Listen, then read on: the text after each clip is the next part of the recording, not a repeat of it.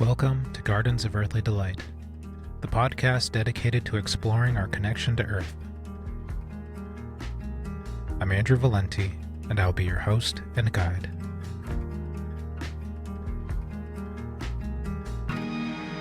Welcome to episode 8 with Kate Hinkens. Kate had been dealing with Lyme disease since she was 7 years old. She endured years of misdiagnosis, relapse, and experimental medicines and antibiotics that left her sleeping 18 hours a day and unable to finish a sentence. She found herself looking for alternatives and stumbled upon bee venom therapy.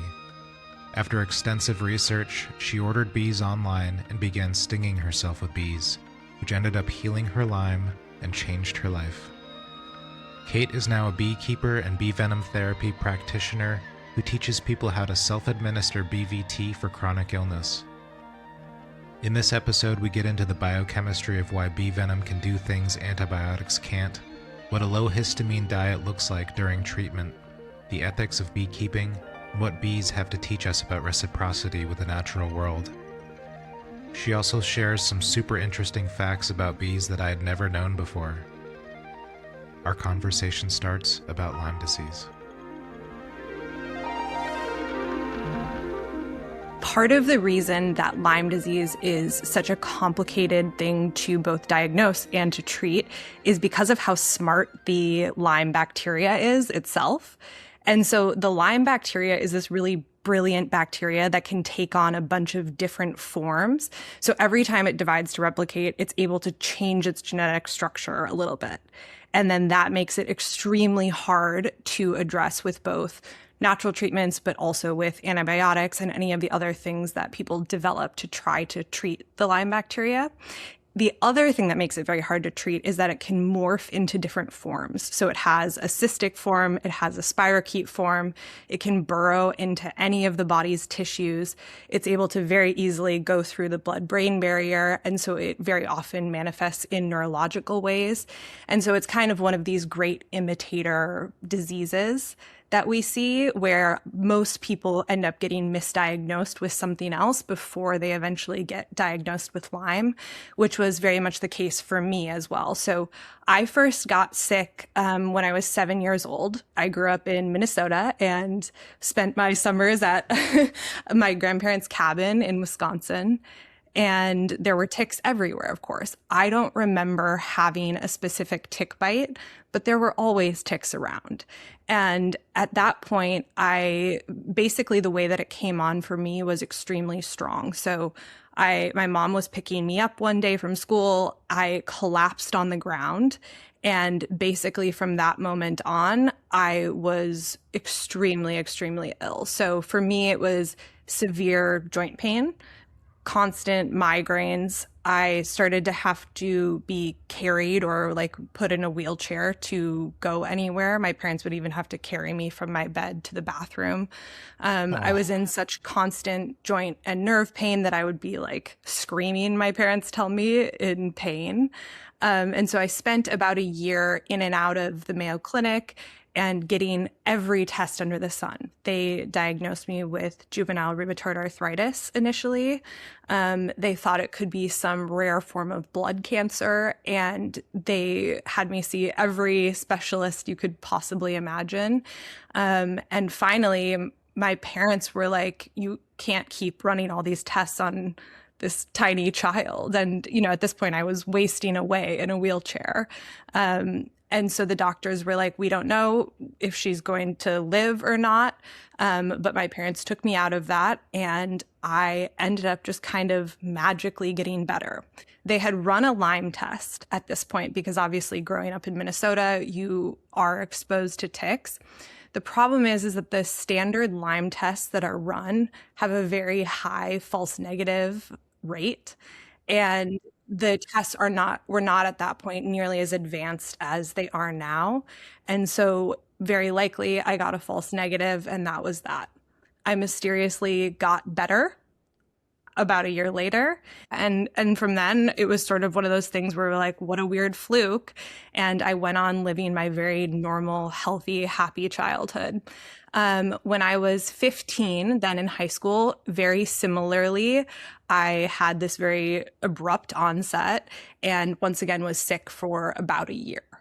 And then once again got better. And it was just this weird, mysterious thing where we were trying all the different, modalities, both very Western and very Eastern modalities. And it kind of seemed like nothing really worked, but I just magically would get better. And then the most recent time that I got sick was a much slower onset and lasted for much longer. So when I was graduating college, I graduated in 2016. And kind of from that time, I slowly started to have these symptoms come on. And this time around, it was less obvious because it was much more gradual. And so I started to feel a lot of the neurological effects of Lyme, where my memory started to go. I was having a ton of fogginess and issues like putting together sentences properly. I started to have the body pain and the joint pain. And I finally got diagnosed with Lyme disease in 2019. So it was 3 years kind of after I had started getting sick at that point.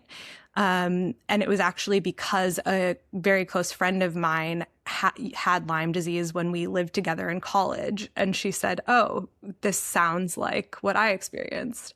And so it wasn't even any of the doctors that I was seeing that urged me to get tested. So that just shows you how much it's not on so many doctors' radars.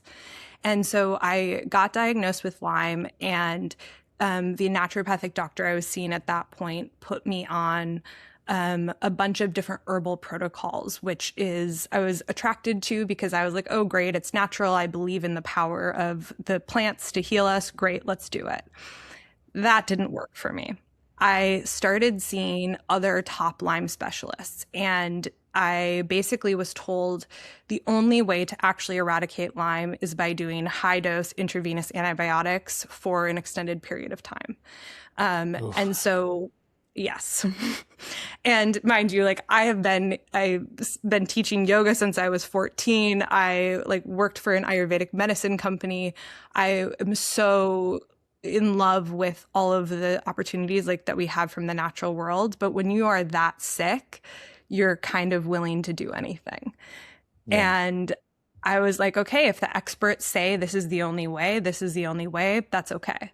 And so I was going in 4 times a week to get intravenous antibiotics.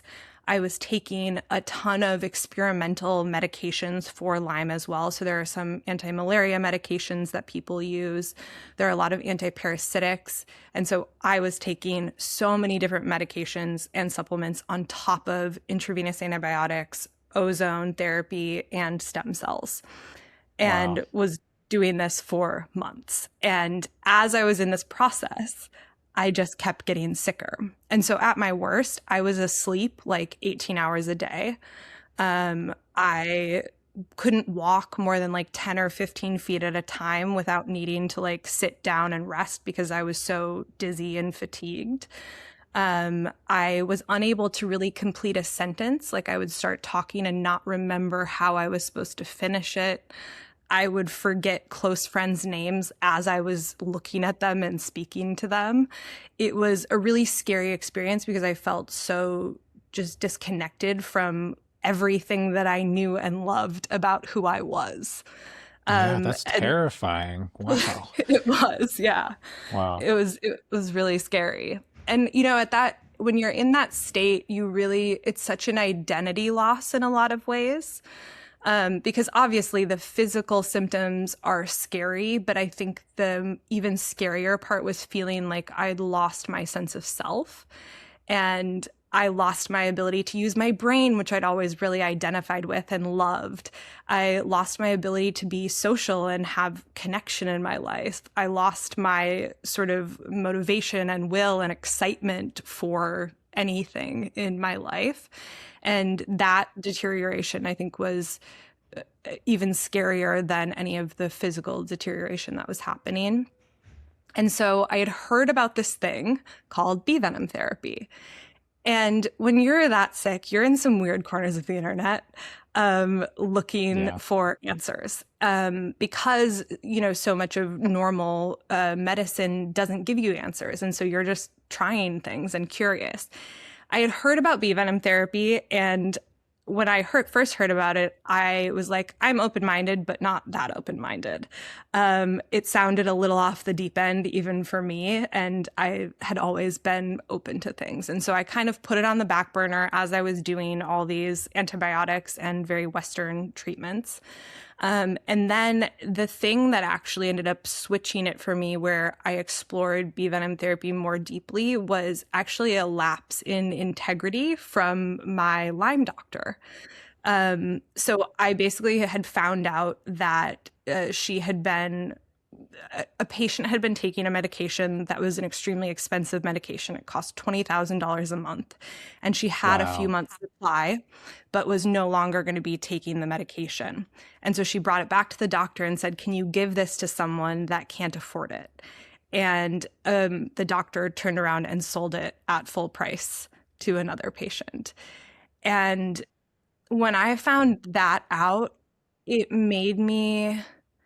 I think it broke something in me, this like deep trust that I had, this sort of giving over of my power and this giving over of my like body and my will to somebody who I thought was smarter than me. And it made me understand like, oh, just like every other industry, the chronic illness industry is an industry, and they don't really know what they're doing and are kind of trying to make money. And there's nothing wrong with capitalism. Like I'm not an anti-capitalist by any stretch of the imagination. But there is an integrity piece. I think that was really, really disappointing to me.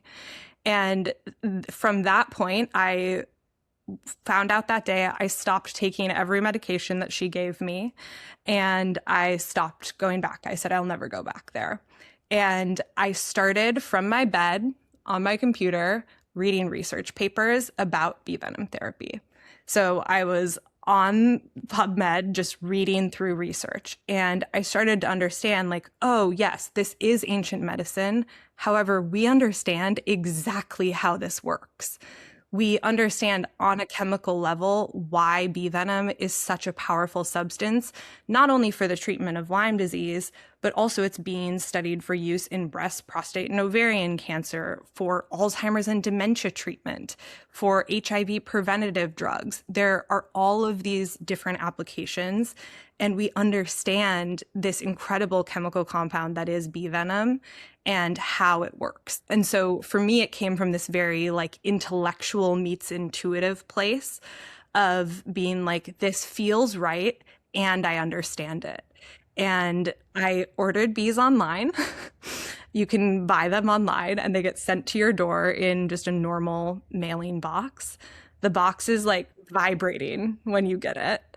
And I stood in my bathroom with my tweezers and my hands were shaking, and I started stinging myself. And that was how it began for me. Wow. So I'm curious, where these research papers, where were these coming from? Were they coming from the United States specifically, or were they coming from all around the world? Kind of all over the world. I mean, there are some like universities that do research within the United States on bee venom therapy, but a lot of them are international as well. So it was kind of all over. How did you get over that fear, that initial sting, or do you still have it? Is it still like, because that's tricky, you know, being a gardener, I've gotten stung countless times, right? But I've always said it's free acupuncture, right? Totally. And I said that without even knowing that bee venom therapy was even a thing. It's a brand new thing to my whole concept. So really? Okay. Yeah.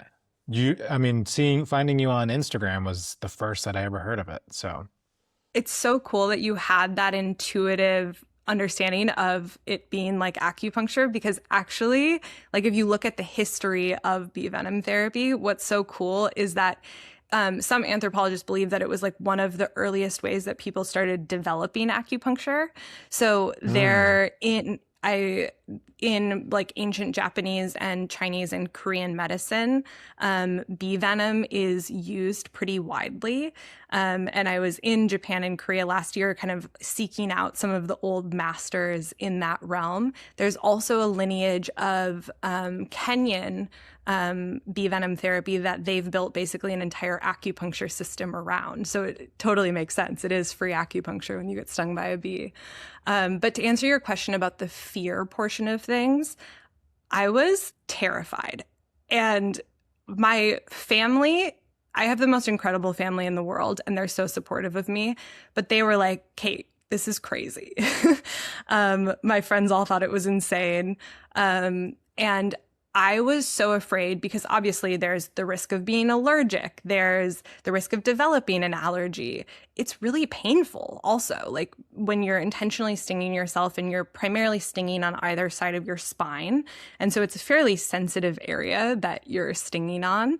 And so it was really, really scary. But I think that the thing that kept me going was that within like 2 to 3 weeks, I would say, of starting to sting, I started to feel a difference in how I was feeling.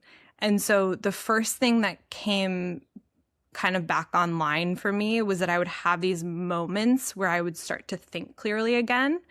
And I was like, oh, I just thought a thought all the way through. Or like I could write a complete sentence in my journal. It was such these like small little moments of feeling like my brain feeling less depersonalized again. And that was the thing that kept me going. And within, a month, you're not afraid anymore. And you realize how like beautiful and gentle and sweet the bees are. And that even if they escape from their little enclosure, they're not trying to attack you. Right. And now, of course, I've become a beekeeper and grown to love them so deeply. So there's not fear anymore.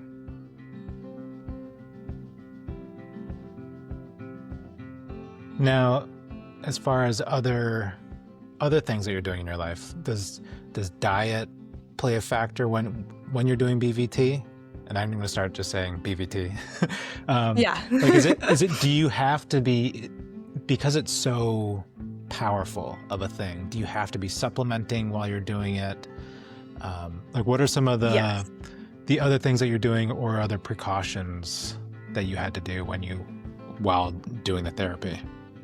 Yeah, that's a great thing to bring up because it's not just stinging yourself with bees. Like that is one very key part of what we're doing. But when you're using a toxin as a medicine, it is putting stress on your body. Your liver and kidneys have to process everything that goes into your system, and you're putting something into your body that your body recognizes as a toxin. So the biggest risk of bee venom therapy beyond anaphylaxis is creating damage to the liver and kidneys.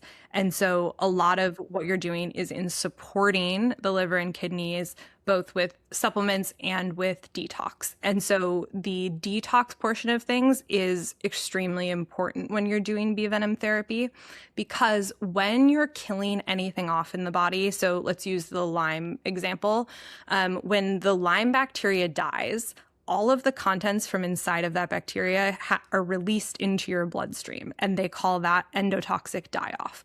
And so endotoxins, after you're doing bee venom therapy, are circulating through your bloodstream. They change the alkalinity of your blood that can cause a lot of symptoms, but it's also just this massive burden on your body to get rid of things. So using detox modalities, whether it is sauna or coffee enemas or dry brushing or castor oil packs, all of the classical detox tools that we have is really important in support of bee venom therapy. And then on the dietary side of things, you do really need to be quite careful, because one of the big things about bee venom is that it is triggering a histamine and mast cell response in the body. And so mast cells are this type of immune cell, and they hold on to a bunch of different signaling molecules.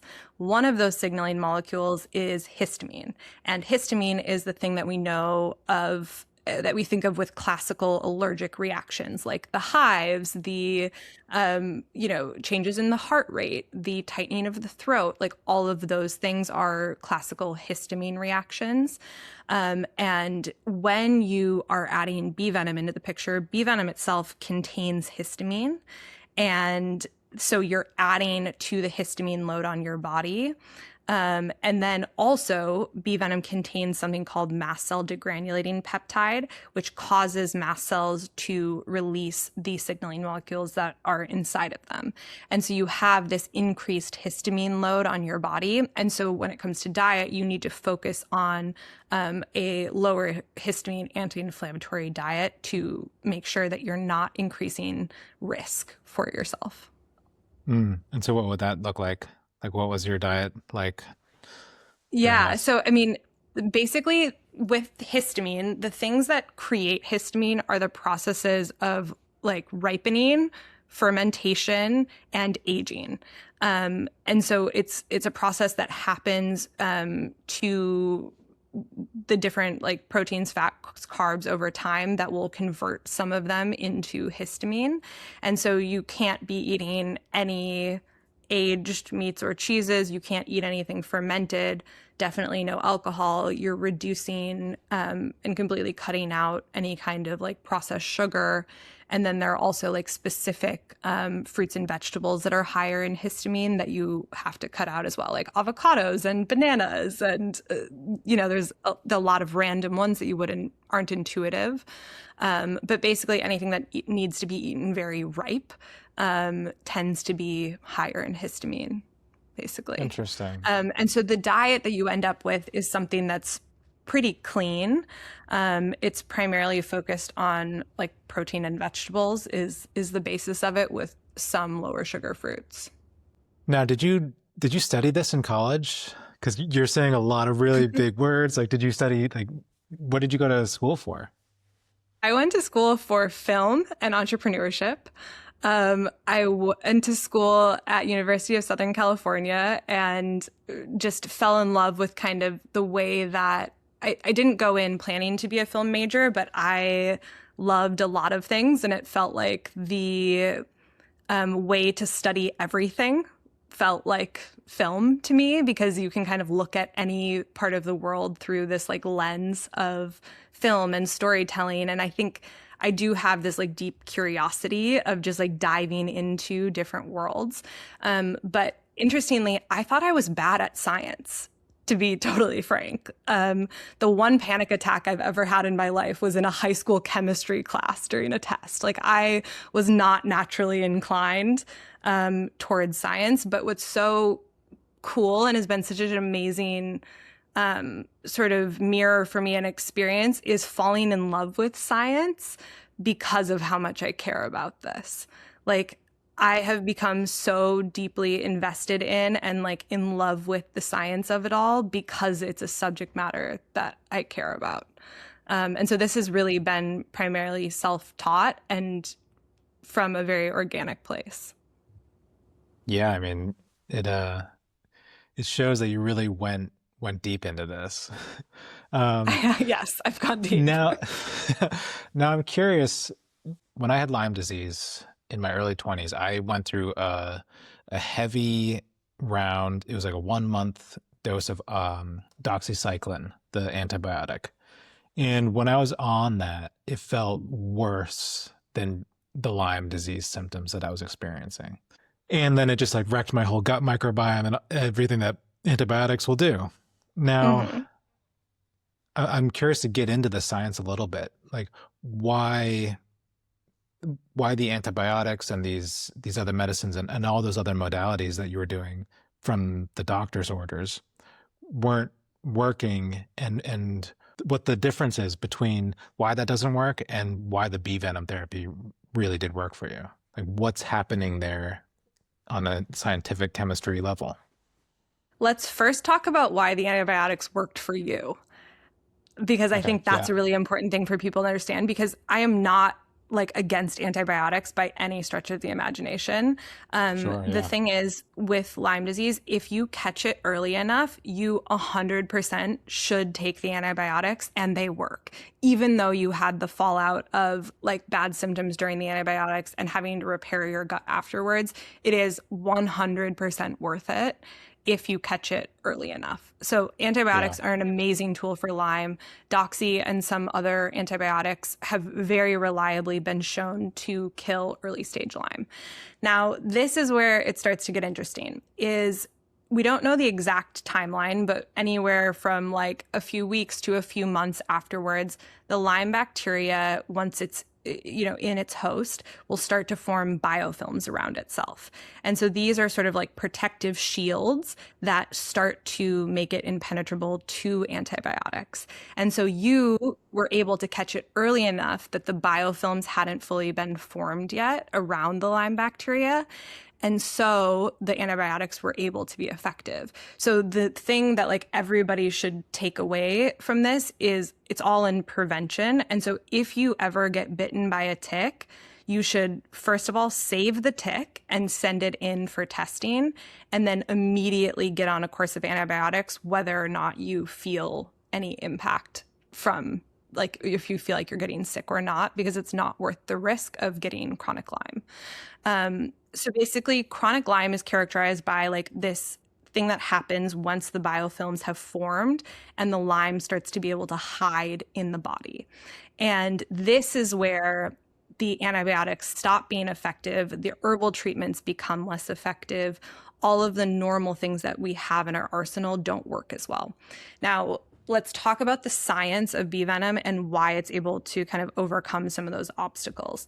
So bee venom has something called melittin in it, which is able to break through the biofilms that surround both the Lyme bacteria, but also a lot of other hard to treat bacteria and viruses.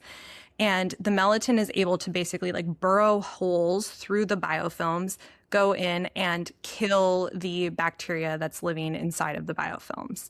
And so that portion of it is fascinating in and of itself. The other really cool thing about bee venom is that it contains something called Apamin. And Apamin is one of the smallest known neurotoxic polypeptides.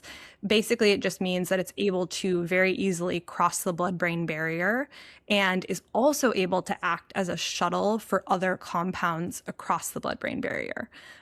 So it's able to carry things with it. So that's why it's being researched right now in a lot of Alzheimer's and Parkinson's drugs, in part because it's able to cross the blood-brain barrier and act as this shuttle.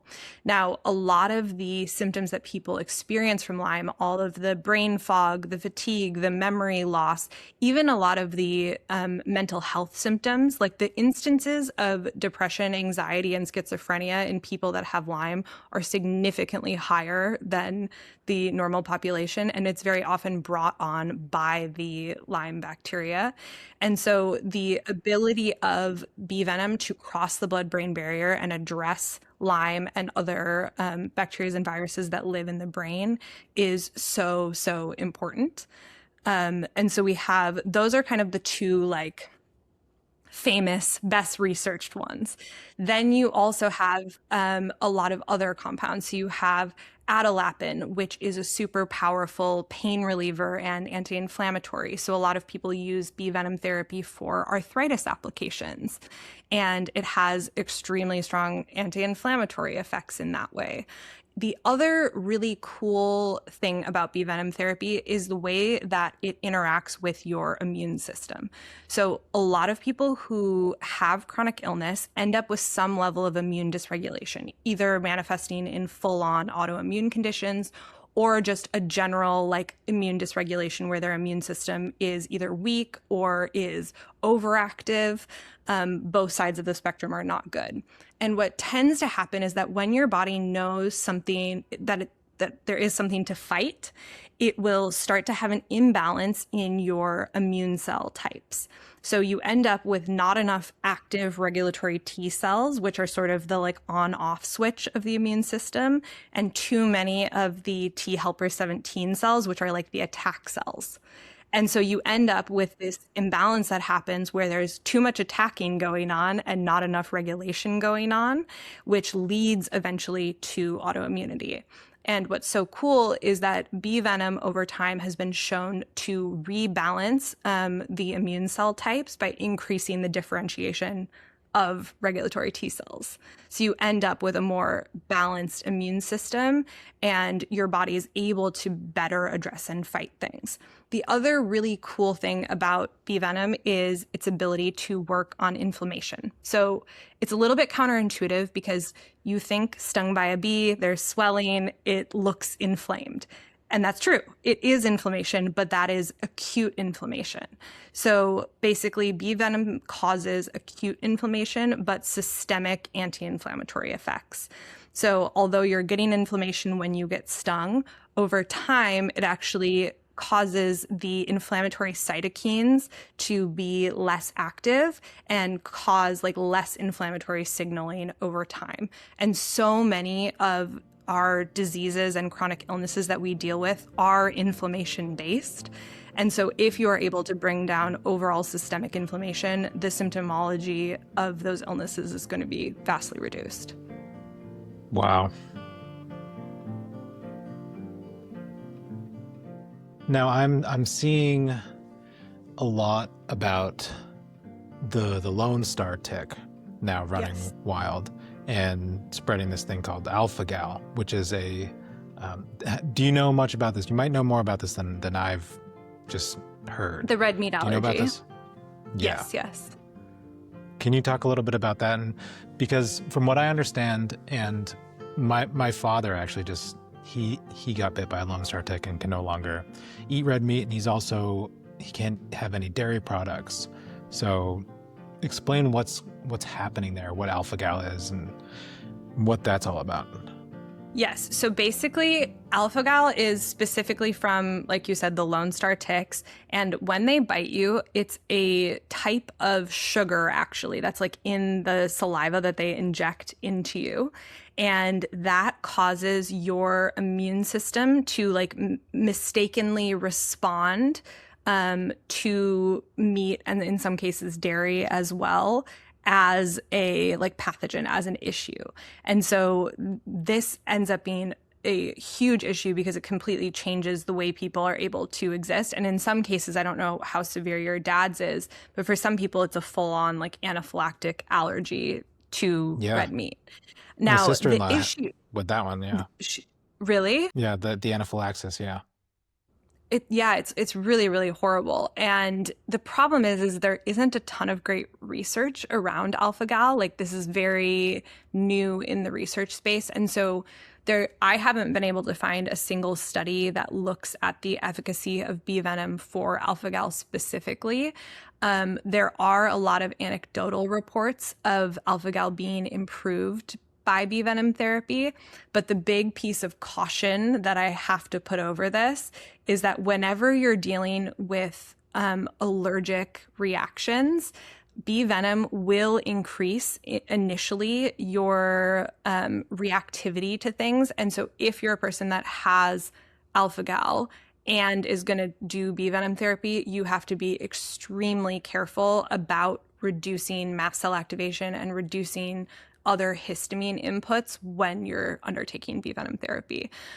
So unfortunately, it's all pretty new and all the treatments that exist are only experimental. And so we don't know if bee venom works for this yet, but some anecdotal reports say it does. You recently posted a video on Instagram about queen bees and how they're selected because they're fed the royal jelly. And you said that there's something about the royal jelly that is, it's a protein in that jelly. Now I wonder if maybe it's not the bee venom, but if bees can produce something else that helps people. Like what are some of the other products or things that bees naturally produce that help us? Like how powerful is honey in itself or royal jelly or bee pollen?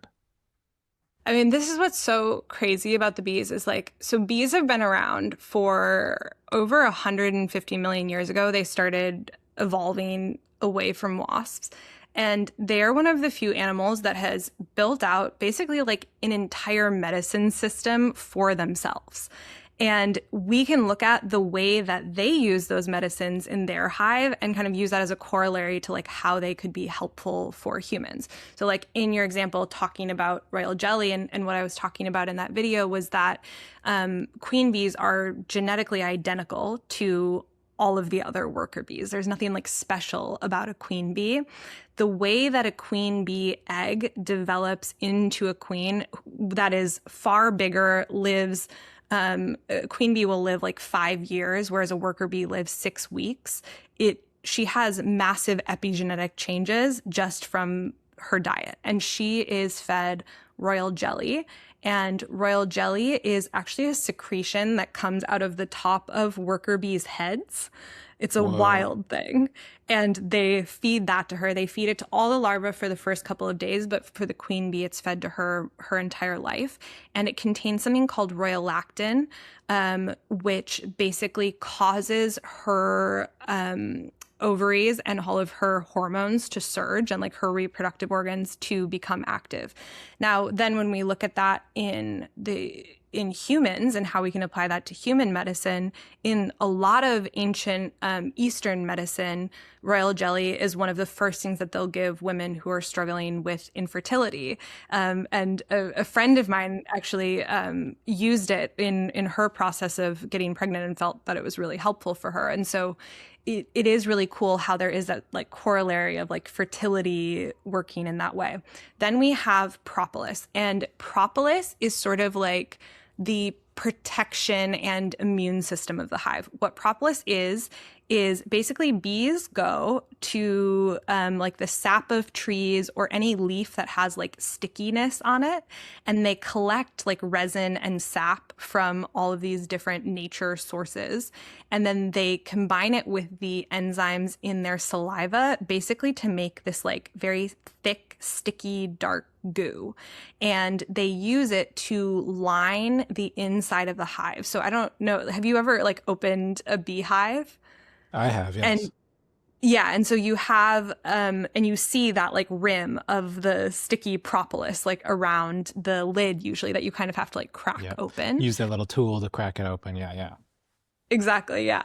And so the propolis is the hive's like immune system. And so it has all of these very strong antibacterial properties from the plants that they are taking it from.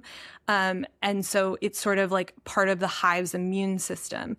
And when the hive is struggling with something, that you'll see like they'll build out more propolis. Like if there's a disease that's coming around or more robber bees that are trying to steal from them, they'll use propolis to kind of build protection. And funny enough, this is just a random aside, but when the fires were happening in California last year, I was away. And so my hives were just like at my house. And when I got back after the fires that had gotten quite close to our house, the bees had almost completely sealed up the front entrance using propolis. So they'd built like a wall of propolis. So when we think about propolis, we have to think about like protection. And so then when that applies to humans, we think about immunity. And so propolis is absolutely incredible for immunity. It's one of the first things, like when you're getting sick, you 100% should be taking propolis, zinc, vitamin D, but like propolis is key in helping support your immune system. It also has been shown to help heal the spaces that occur when you start to get leaky gut. So it's really amazing if you are dealing with SIBO, Candida, any of the kind of gut issues that we so commonly deal with. It's a great like reparative and protective agent. Then we have honey, and honey is amazing for so many different reasons beyond being delicious. It now is actually being used in hospitals in wound dressings. And it has been shown to be far more effective than any of the, like manufactured wound healing creams, is to apply Manuka honey directly to wounds. And I was with a friend of mine a few months ago who he's paralyzed and he's in a wheelchair. And he was telling me that he was getting bed sores from sitting so much. And they had tried everything else to try to get rid of the bed sores, and then literally just started applying honey to the bed sores. And that was the thing that actually made them heal. And so you have this incredible like wound healing property of honey. But then you also have the fact that if you are eating local honey, it can also help people with allergies. And so you have this incredible, basically because you're microdosing the pollen and nectar from flowers that you're allergic to. But the difference is in that the bees' saliva has partially broken down that pollen so that your body is able to learn how to better respond to it. And then also on the like allergy front, bee pollen is super, super cool to talk about because bee pollen, the bees combine the pollen directly from flowers, and then they have enzymes in their saliva that break down the proteins in the pollen, because the proteins in pollen are really, really hard for your body to digest. Like bees have a specialized digestive system to break down proteins in pollen, but the human body does not, which is part of the reason that they can be so allergenic for us. And so you eat pollen from local plants and you slowly, like building up literally 1 grain at a time, if you have severe allergies, can actually help to desensitize seasonal allergies. And I've seen this be so helpful for so many people with seasonal allergies. So cool. It's just they're the coolest thing. They I really mean, one are. thing that one thing that I do wherever I travel or wherever I move to, one of the first things that I'll buy is I'll find some local honey just to Yeah. acclimate myself to, I feel like it acclimates myself to the local surroundings. As a gardener, I'm curious because so obviously we have honeybees, which was kind of what we're primarily talking about right now, and then we have like the over 3,000 other species of bees, and I'm really curious to learn from you about a lot of the stuff that we're hearing about, like the competition between honeybees and native bees, and whether there are even conversations around whether like beekeeping is even ethical with honeybees because of the like stress it's putting on native bee populations. Do you have thoughts on that? You led me right into the question that I wanted to ask you. Oh, okay. Um, well, I feel like I don't see a competition necessarily because what we should be doing as gardeners, as people, as humans living together with nature is just growing more flowers, more flowering things for all of these pollinator species. So that there is less competition, so that there's more food, more abundance. I read recently that a single bee can visit 5,000 flowers in a single day. So And cool. that's super cool. And so we need a lot more flowers out there. Well, right. And habitat loss is like one of the key reasons that all pollinators are struggling right now. But I also feel like there's so much importance in the honeybee and our relationship with them. Now, I know that we don't necessarily need to keep bees in order for them to continue their survival. But bees are a keystone species. And so our survival depends on them in a large way. But I'm curious to ask And you they're though, so because integrated into agriculture. Like very we much are entirely reliant on honeybees in our agricultural system, which is our own doing. Like we have created that dynamic, but we need them to feed people. 100%, 1/3 of every bite of food that we take was pollinated Yeah. by a bee. So Yeah. that's huge. That's that's huge. Like you said, there are honeybees. There are thousands of varieties of bee, right? So when it comes to bee venom therapy, there are many questions that come to mind, and one of them is: does it matter what the variety of bee is that you use bee venom therapy for?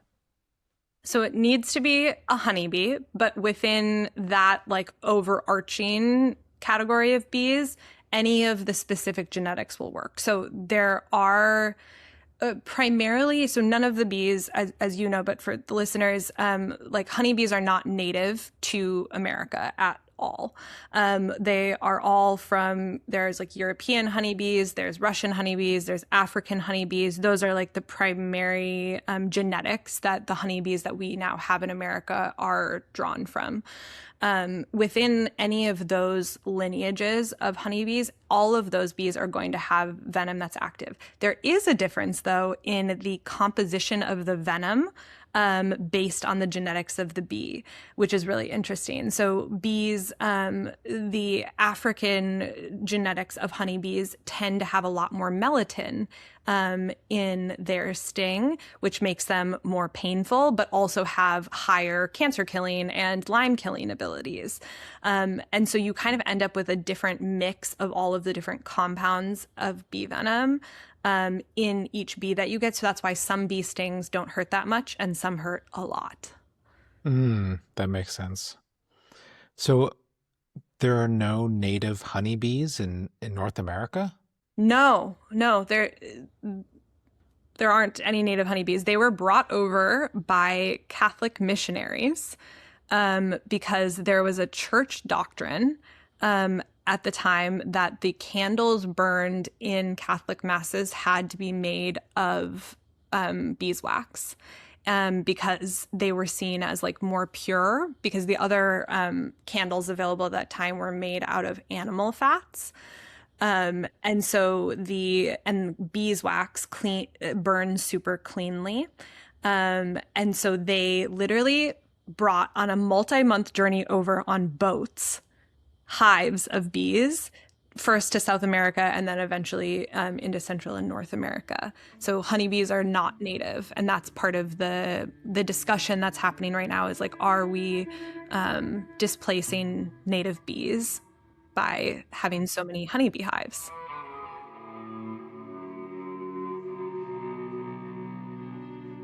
You said this early on in the conversation that it is a different species from a wasp, correct? Yes. And yellow jackets and hornets, other stinging, flying things. Yes, very different. And unfortunately, the venom of wasps and hornets and all of that does not work the same. It has some of the same compounds in it, but unfortunately, it's not as medicinal for like the specific applications we've been talking about. But they started basically like diverging from each other, like I mentioned, about 150 million years ago, where the wasps started being carnivorous and like eating meat and feeding in that way, whereas the bees kind of became like, I think they call them polypores, like pollen eaters, and started diverging over time. And I'm going to assume you say unfortunately, because the honeybee, when it stings, more times than not, its stinger will be released and then that bee will die. So let's talk about that, because that's a really interesting point about bee venom therapy. So one is it necessary for the stinger to remain in the skin? And just talk about the dilemma of that, of taking a bee's life.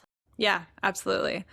I think this conversation is so important because obviously bees are extremely important. I love bees and have like dedicated my life to bees in many ways. And so obviously the fact that a bee dies when you're using it for bee venom therapy is a huge ethical concern. So the reason a bee dies when it stings you is because they have barbed stingers. And so it's kind of like a fish hook. Like once it goes into your skin, because our skin is elastic, it doesn't come out very easily.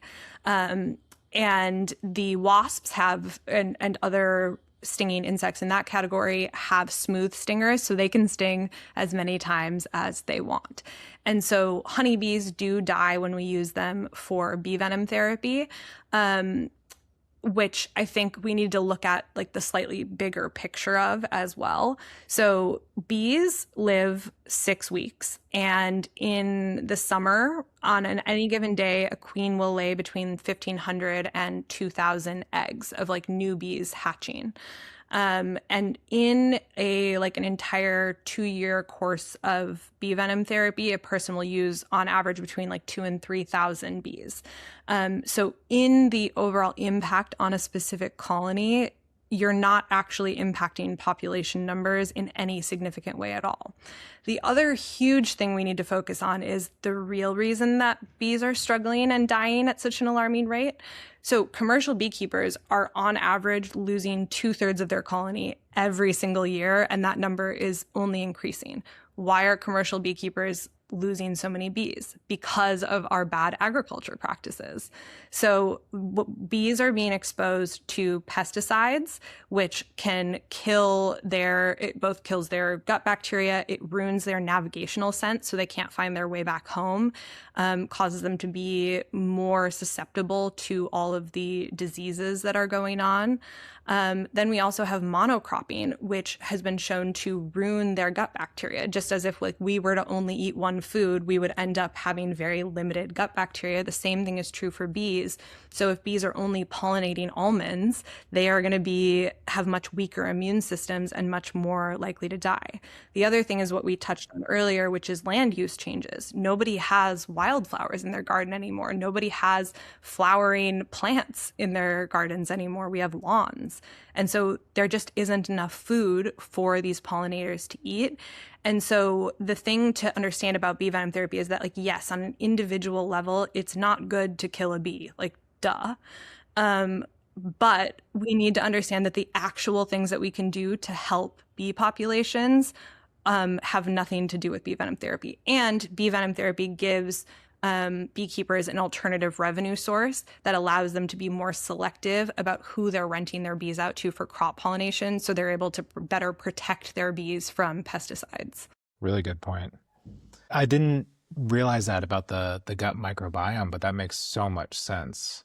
I mean, and it's a huge dilemma too, right? Because like the reason that agriculture is organized that way, and you could probably speak to it a lot more than I could, is because it makes the harvesting easier. It's like easier for mass scale production. Obviously, it's not easy when you have a garden that has a bunch of different things in it to harvest on like a huge scale. And so the question is like, can we create more biodiversity while maintaining scale of these things? And the answer is, I don't know.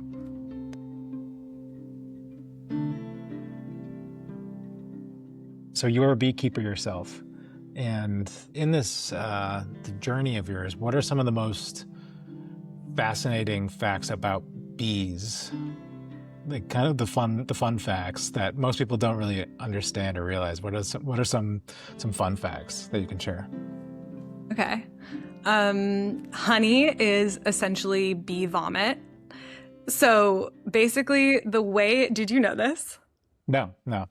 Okay. So when bees collect nectar, they drink it. And bees have 2 separate stomachs. They have a honey stomach and then like their digestive tract stomach. They put it into their honey stomach. And then when they get back to the hive, they vomit it into the mouth of another bee, and so that it can mix with the enzymes from that bee's honey stomach. And then that bee vomits it into the mouth of another bee. And so it like goes down a little train of bees, basically like regurgitating or vomiting the nectar into the mouths of the other bees.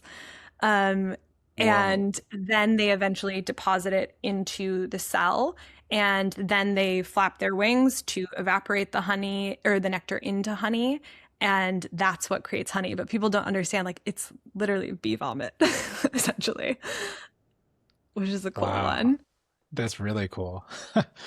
Wow. Wait, so question on that then. So when they take the nectar, they have 2 stomachs. They drink the nectar, it goes into the honey stomach. And then when they regurgitate it, does that go into the other bee's digestive tract, or does that go into the honey stomach as well? And so like, what is all the honey stomach? It's all the honey stomach. So what do they eat that doesn't go into the honey stomach? So they will eat a combination they will eat nectar and or honey. So like they will eat it directly from a flower, but they'll also eat the then like fully finished honey from the hive. And then one of their primary food sources for like when the colony is growing is called bee bread. And bee bread is pollen that is then mixed with nectar. And if you've ever seen on like a comb of bee, or like a, what's it called, a honeycomb, you see the cells filled with pollen. But when you buy pollen in the grocery store, it's in little balls. The little balls that you buy in the grocery store are directly from the backs of bees' legs when they are like flying back with the pollen. But the bee bread is literally like a fermented product that bees make by fermenting pollen with nectar. And that's their primary protein source, especially when they're trying to raise new young. I've had bee bread and it's amazing. It makes me feel It's cool. really good. Yeah, what do you feel? I mean, it just feels like I took like a multivitamin in the if I have it in the morning, it just feels like I took this multivitamin energy thing produced by sunshine and bees. Well, yeah, and it's super rich in all of the like B complex vitamins. And so it does have like an impact on, energy metabolism and all that. So that totally makes sense. That's cool. Now, but I do want to bring up the ethical moral dilemma of bee pollen. Is that something that's, I go back and forth with whether I feel good about consuming that or not, because it is taken off the back legs of the bees. Now, is there a good way to harvest that without hurting the bee? So the harvesting process, the way it's done now, does sometimes hurt the bees, because basically bees have these little like pollen pants that they fly, where they like store the pollen onto. And then when they fly back to the hive, it's a little board that kind of like catches the bee pollen, but can also sometimes catch the bees or get them entangled in it, which can hurt the bees. I think that there are some beekeepers that do it better than others. Like a part of it's just about scale. Like you want to source bee pollen in a way that's ethical, ideally from like a local beekeeper who's not taking a lot of pollen. The other option is to eat bee bread, because that has not been harvested like off the backs of bee legs. The bee bread, it has a lot more benefits too, because it's more of a product, right? Totally. It's how they eat it. So yeah. Okay, another cool bee fact. Yeah, please. Okay. So the way that bees make decisions is more like how the neurons in our brains work together to make decisions than it is like any other group of animals. So you have like a pack of wolves, and they are all individuals, and they make decisions just like humans would, like as individuals making decisions. But the way that bees work is more like neurons in a brain. And so when they are trying to make a decision, the individual bee will kind of like fire as a neuron by like presenting their idea. So let's say they're about to swarm and they're trying to decide on a new location. The scout bee will dance, and kind of like a neuron firing, the goal of a neuron firing is to try to get other neurons to fire along with it, to kind of like agree with that field of thought. And that's how it works. And basically it's about the like enthusiasm with which the bee presents its case, which ends up determining like sort of the neuronal pathway of the overall hive mind. And so people think that the queen is in charge and like the queen is the one making the decisions. It's not the queen. It's all of the worker bees acting like neurons in our brains, making decisions together. So that's kind of a fun one too. Wow. That's cool. And then we have the geometry of the beehive. So we have like, when you look at honeycomb, it's in these amazing, like perfect hexagonal shapes. And so the way that the bees actually make those is so interesting, because they make perfect cylinders, like they make perfect circles. And then because of the heat of their bodies, it is heated up to just the right temperature so that it melts just enough for all of the different circles to settle together. And then the natural geometry, because a hexagon is the most efficient shape for holding the largest volume with the smallest amount of material, basically it will organize into hexagons, which is really cool. So it really is like this intelligence of nature. Yeah. So so the bees aren't fabricating those shapes. It's the heat that they emit that makes that. Yeah. Wow. It's a So fun cool. one. And then I also just think about the vibration of bees too. And you've Mm-hmm. spoken about this too, like the benefits of vibration. I mean, we know that there are healing modalities that look directly towards vibration, when we listen to Hertz music. Is there any research going into the Hertz of a bee buzz? Yeah. So the research that made me initially interested in the sort of like vibrational space of the bees was around people who had PTSD. They took some war veterans who had PTSD and had them go and like sit by beehives and just listen to the bees. And it dramatically reduced their cortisol, their stress levels, and their PTSD symptoms overall. And there is sort of this like responsive resonance that happens when you're by a beehive. Now, on the specific Hertz part of it, it's more of like a range because bees, just like humans, have different moods. And so some people say that like a happy beehive has the same frequency as like the love frequency, which I think is 432 Hertz. I might be wrong about that. I'm not a sound expert. But you can absolutely feel it. And I think that was even just a part of my own healing is once I started keeping bees. Every time still before I open a beehive, I sit down next to the hive and I put my face on the hive and just like feel it. And when it's through the wood, you can't like hear the buzz as loudly. It's more like you feel sort of this like very gentle vibration. And there are entire sort of modalities and therapies around this. Like you have those bee beds. Have you ever seen these where you Yes. lay on top of beehives, Hmm. which is really, really cool. And And you start whole houses too that they put the bees in the walls and you kind of sit in this tiny house surrounded by bees for the heat and the vibration. Yeah. Exactly. Yeah. And you can feel it like when you're around the beehive that even if you're kind of going in a little bit anxious or scattered, like once you're there, you kind of feel the energetic drop of it all, which I think is really cool. Are you producing your own bee boxes? Is that what I've seen you? Are you selling your own bee venom therapy boxes now? So my dad is amazing, and he helped me like just design a bee box. And so we're not selling them commercially at this point. He just Okay. made those for me and for some of my friends and my clients. But primarily, what I do is I teach people how to self-administer bee venom therapy. So I both work with people one-on-one, and then I also have an online video course that walks people through all the things that they would need to know in order to self-administer bee venom therapy for chronic illness.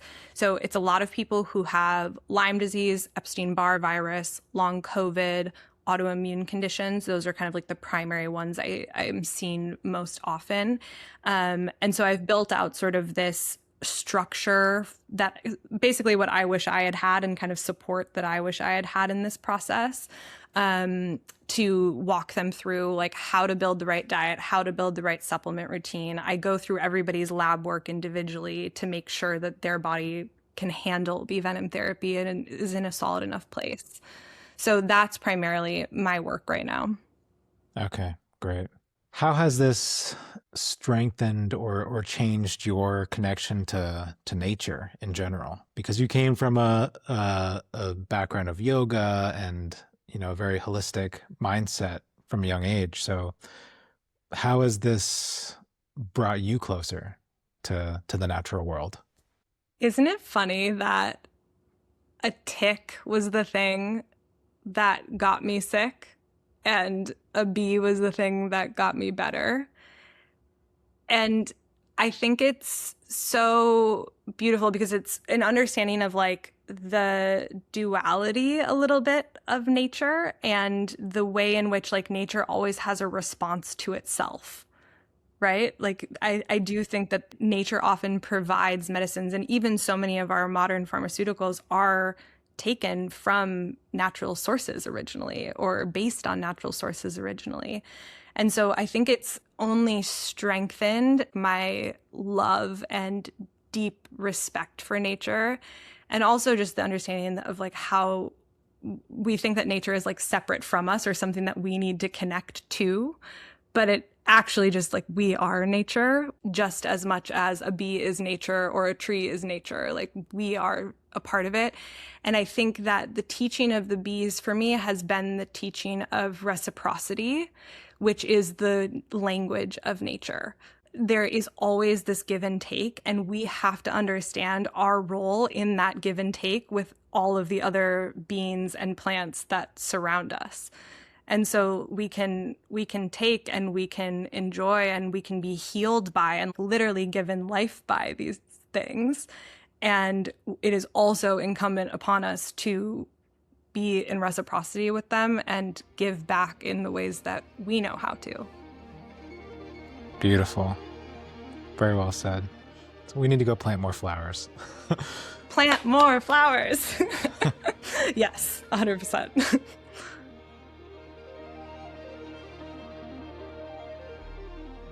What is one of your favorite food memories?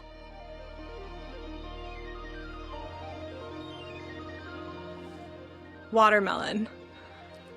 When I was a kid, well, actually, when my mom was pregnant with me, she had a lot of food aversions, but really, really loved watermelon. And so would eat just like half a watermelon instead of having dinner. And then as kids, I have the fondest memories of getting like this amazing, juicy summer watermelon and like fresh, cold from the fridge. And me and my siblings would like all sit around the table and just like eat watermelon. And yeah, I think it's like one of my happiest foods for me. Great. What's your favorite food memory? Oh, you're the first person to throw it back at me. Really? I think it's such a fun one. I love that question. It is. It often goes back. Well, the first thing that comes to mind for me is Friday night pizza. So every Friday night growing up, in our house, we would make homemade pizza, and it was like in the morning, my dad would start the dough. It was just like a yeast-based dough. So he'd start it before work. It would rise all day. And then, Friday night meant just pizza. And it was the one night of the week, because I grew up in my mom liked to have healthy foods around. But pizza night was the one night a week that we got to have soda. So that was always fun. And yeah, it was like pizza with soda, and then we got to watch a movie, or it was like, I was a kid in the 90s, so it was TGIF, which was like a television program of all the different shows that they had. And yeah, Friday night pizza, so much fun. Oh, I love that. Have you carried that tradition on? Not every Friday, no. It's been a while, but my siblings, I think they still have, and I think my parents even still do, just the two of them, which is kind of cool. I love that. That's such a cool tradition.